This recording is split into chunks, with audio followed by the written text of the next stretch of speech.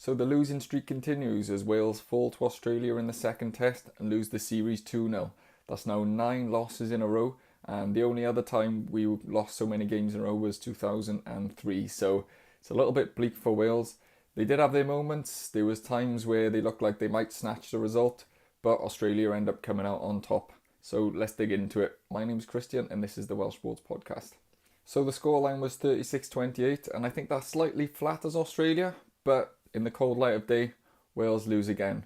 And that's a whole year now without a test win. We're going to go into the autumn where we face the likes of Fiji, South Africa, and it's just going to continue the bad form, I think, unfortunately. There was some good moments, but I'll start with the poor bits and then I'll try to end on a bit of a positive.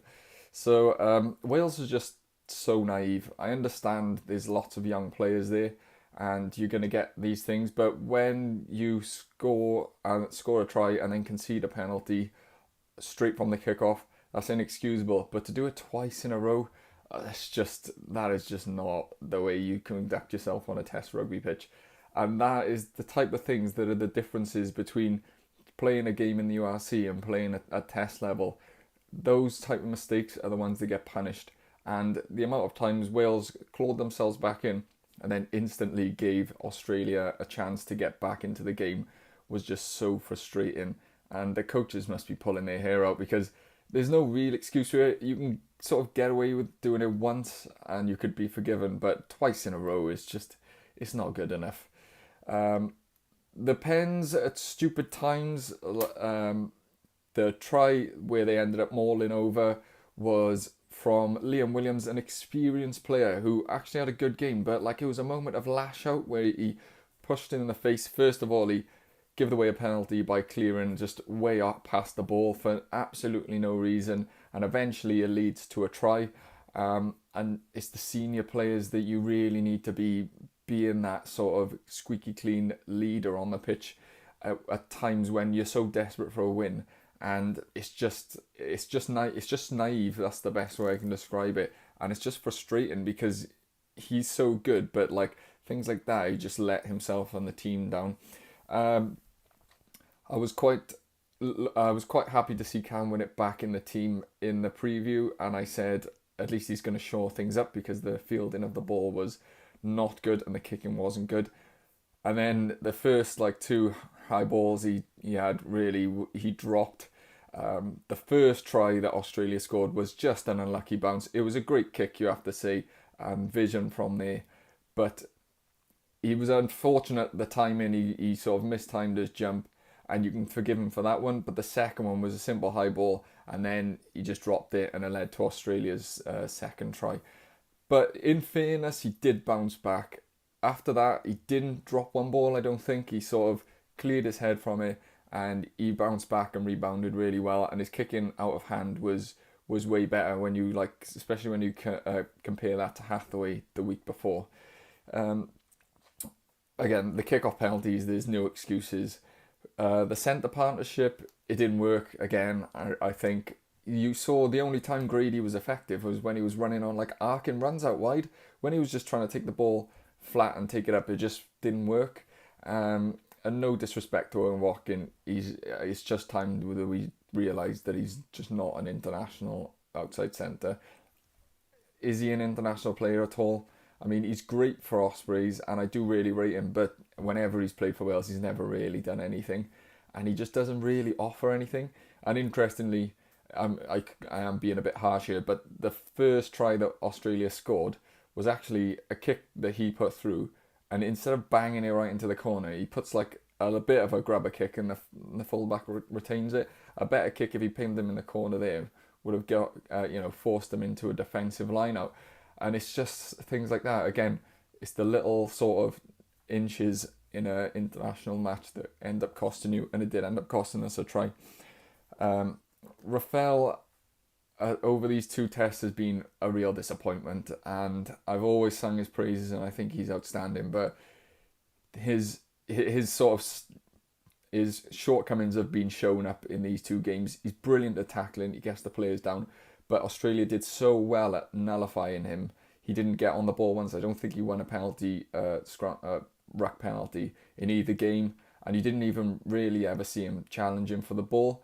And when you consider the Australian back row, the amount of turnovers that they had and penalties, it was just night and day. And it just shows how much we miss Jack Morgan because of everything else he offers. Because Rafael doesn't offer really anything in attack, and when he's being nullified at the breakdown, which is his go-to thing, he's sort of just a tackler, and you need a little bit more at this level.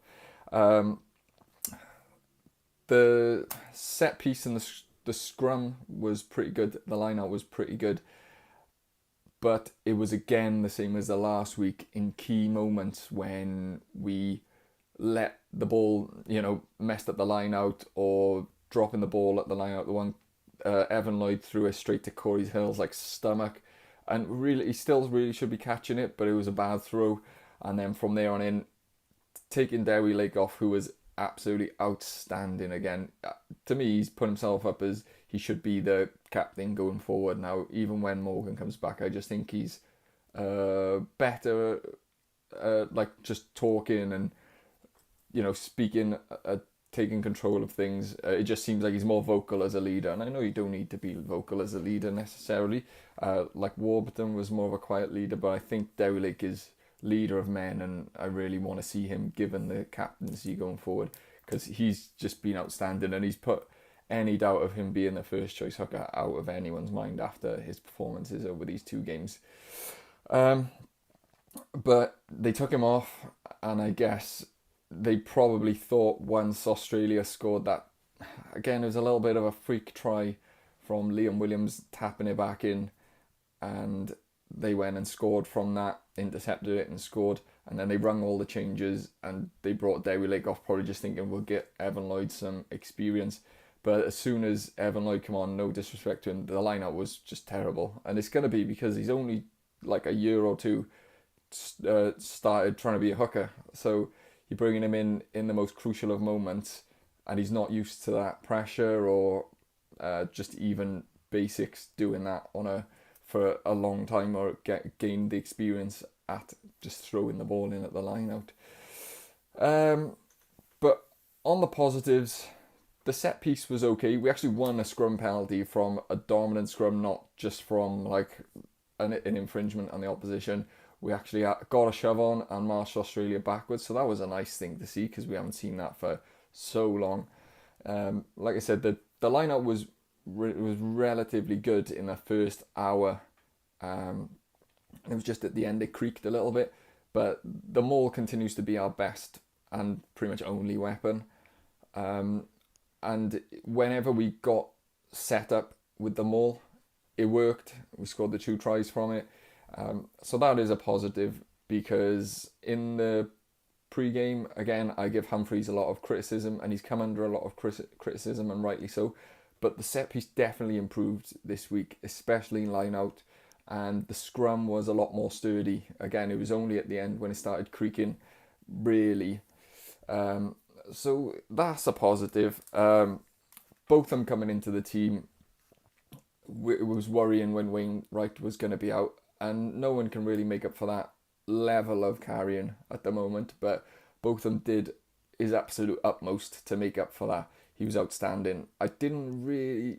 the commentators were giving Plumtree a lot of plaudits. I'd like to know what you guys think. I thought he was okay without really doing that much. I don't think he gets his hands on the ball enough at 8. I don't know if that's what jobs they're asking him to do in that position, but I don't think he gets his hands on the ball enough at 8. And he's maybe not as comfortable in that position as if he was playing 6. But I think both of them justified his selection, although it was a forced one. He was outstanding. That's probably the best game I've seen for him in a Wales jersey, and probably pretty happy with his afternoon's performance. Again, Lake was just on another plane. In my opinion, he was the best player on the pitch. Him and the Australian 7. They were the 2 best players on the pitch. He was getting scrum penalties, he was getting dominant carries, and his line out and the maul and stuff, it was all really good. So yeah, there is positives. Dyer took his try really well, although he was pretty much absent from the rest of the game. He really needs to work on his tackling, because the amount of times he can potentially scrag someone behind the the line from a kick chase and he gets handed off or something like that. Something he really needs to work on. That happened a lot in the Six Nations too. So there is positives. The systems were a lot better, attack and defence. So I do give the coaches some credit because I was criticising them a lot before. The attack was a lot more like flowing, and we actually, although we didn't really create anything, if we're being totally honest, we actually looked like there was a bit of cohesion in that back line. They looked like they'd been spending a bit more time together, it told. And that is a positive thing. The only thing is now there's going to be no more test matches till the autumn. We obviously have the Reds game coming up next week. That game's on a Friday, so I'll be in work and not going to be able to watch that. But if I was Gatland now, even though it's not a test match, it's uncapped, I would just go full hit out, pretty much just go your full strength team, because you need to get some confidence in these players. It doesn't benefit anyone if he just makes a raft of 10 changes and then Wales lose, because they will if they do that. It's happened in the past and it'll happen again, I think, if we do that. So I would just go basically your strongest team and try and get the win, because again, even though it's not really, won't count on the test record and stuff like that, it's going to be a confidence booster to the team, and they're desperate and they need to start to learn how to actually win a game, what to do when you get in front, can you pull yourself back when you go behind, and they just can't do that at the moment. So go all out for the win if I was Gatland. Overall, very disappointed. To be honest, there was a lot of swearing going on in my house in this game, because the amount of times we got to the point where we looked like we were getting on top of Australia, and then it was a cheap penalty, a silly mistake, loss of line out. It happened throughout the game. It happened in the first game, and it was just like, you can't build momentum whenever you start getting on top of someone and then you just let them off with an easy penalty. The amount of breakdown penalties we gave away was just non-acceptable. But we've had some good finds. Griffin has clearly put his hand up now, and you would think going forward he's got to be the first choice tight head. He was good in the first game, although he got a little bit of a lesson in the scrum. This game he was even better in the scrum, and just his general play, his carrying, he had some big carries, and he's just really busy for a big, such a big prop. He gets really all over the park, and he's into the tackles, and he's very impressive. And he's a proper athlete because he is a big boy, and he flings it about, and that is what we're so desperate for, is just someone to consistently be solid in that position and make an impact on the game like other tight heads in World Rugby do. So I feel a little bit like I'm disappointed. I was very disappointed. I thought a win was minimum requirement out here, and I still stand by that. But that game, at least we saw in this game, whether it was an anomaly, whether Australia weren't that good, but at least we saw some semblance of an attack, some semblance of a set piece structure. So if they can keep building on this, it's going to give an opportunity for Gatland to spin and get some positives. But we need to just, I guess, be patient now and wait till the autumn after this Reds game. So I'd like to know what you guys think. Let me know, and I'll catch you on the next